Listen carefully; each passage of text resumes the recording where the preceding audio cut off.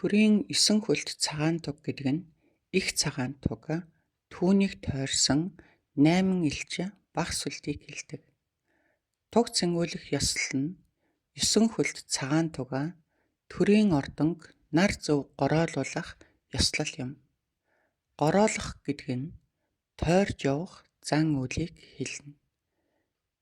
8 шарга морь нь эзэн Чингис хааны эвийн бэлэгдэл морд юм. 2 загал морь гэдэг нь Чингис хааны ирмэг цагаагч гүүнээс төрсөн ах дүү 2 морь. Цагаан азарганы сүүл нь азарганы 8 см-ээс доошгүй урттай дил сүүлийг хэлдэг. Туг залах ёслолын мордын дүүрэх ачаа 110-аас 130 кг ачаа байдаг. За үүнд мордын тоноглол 15 кг, торгон цэргүүдийн чин 75-аас 90 кг, тугийн 36 кг жинг оруулж тооцно. Туг залах морд гэдэг нь торгон цэргийн захирагчийн командаар жигд 50 алхах мордыг хэлнэ. Монгол наадам.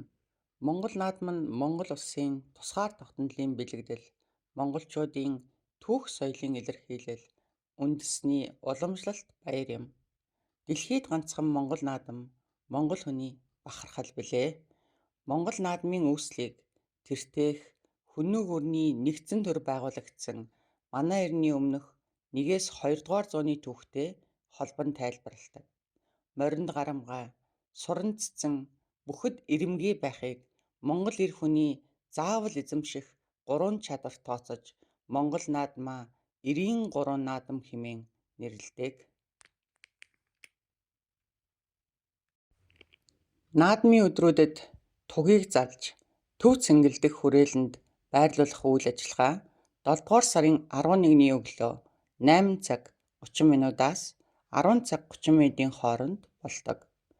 Монгол наадам 7 дугаар сарын 10-нд эрхийн мэргэн харваачдын сурын харваагаар эхэлдэг бөгөөд наадмын нээлт 7 сарын 11-нд болно.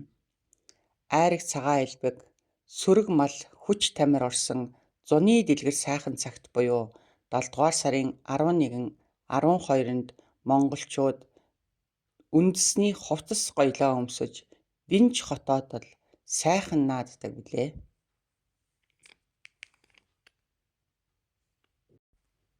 Наадамчин олон уруул чимчигнүүлсэн айраг, бүхийн дивээ шаваа, наадмын хуушуур. Орчин үед Монгол наадам 4 төрөлтэй: бүхийн барилдаан, сурын харваа, хурдан морины уралдаан, шагаан харваа.